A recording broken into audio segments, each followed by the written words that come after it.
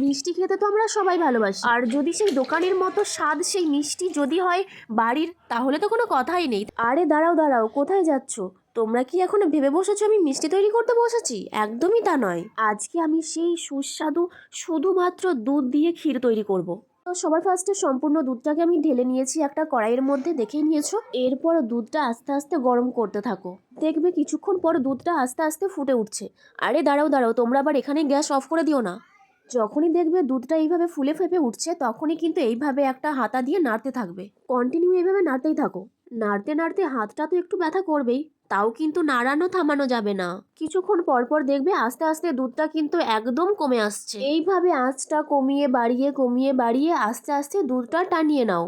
এইভাবে কমতে কমতে দেখবে দুধের মধ্যে একটা মোটা লেয়ার হয়ে আসছে। পুরোপুরি দুধটা টানিয়ে নাও। তারপরে তোমরা তোমাদের পরিমাণ অনুযায়ী চিনি মিশিয়ে নাও। আমি তো এখানে একদম অল্প দিয়েছি, তার কারণ আমি খুব বেশি মিষ্টি খাই না।